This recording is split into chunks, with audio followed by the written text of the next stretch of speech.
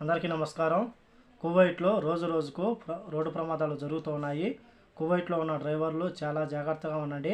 ఎందుకంటే ఏమాత్రం పొరపాటు జరిగినా సరే ప్రాణాలు కోల్పోయే అవకాశం ఉంది. కువైట్లోని కొంతమంది సెల్ ఫోన్ మాట్లాడుతూ నిర్లక్ష్యంగా డ్రైవింగ్ చేయడం వల్ల, ముఖ్యంగా మొబైల్ ఫోన్లు మాట్లాడుతూ మొబైల్ ఫోన్ వాడుతూ రోడ్డు ప్రమాదాలు ఎక్కువగా జరుగుతూ ఉన్నాయని చెప్పేసి అధికారులు తెలుపుతూ ఉన్నారు.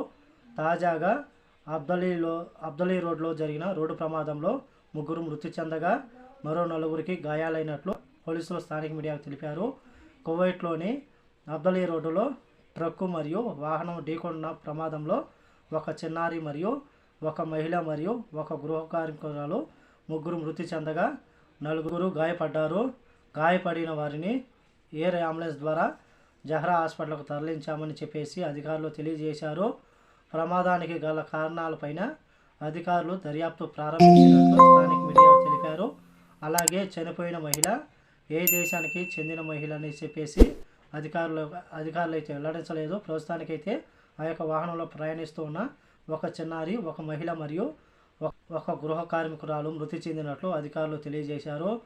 ఏది ఏమైనా సరే రోడ్డు ప్రమాదంలో ఇలా చనిపోయడం చాలా బాధాకరం. అలాగే ఆ యొక్క మహిళ చూసుకున్నా సరే, చిన్నారి చూసుకున్నా సరే చిన్న వయసులో చనిపోవడం జరిగింది. గృహ కార్మికురాలు మృతి చెందడం జరిగింది. ఆ యొక్క ఆత్మకు శాంతి కలగాలని ఆ యొక్క భగవంతుని మనం ప్రార్థిద్దాం. మరి ముఖ్యమైన విషయం ఏమిటంటే, చాలామంది రోడ్లపైకి వచ్చినప్పుడు చాలా జాగ్రత్తగా ఉండండి. ఒళ్ళంతా కళ్ళేసుకుని చూడాలంటారు కదా. కువైట్లో అతివేగం మరియు మొబైల్ ఫోన్ వాడుతూ ఉండడం వల్ల ఈ యొక్క రోడ్డు ప్రమాదాలు జరుగుతూ ఉన్నాయి. అలాగే కొంతమంది నిర్లక్ష్యంగా డ్రైవింగ్ చేస్తూ అమాయకుల ప్రాణాలు కూడా తీస్తూ ఉన్నారు.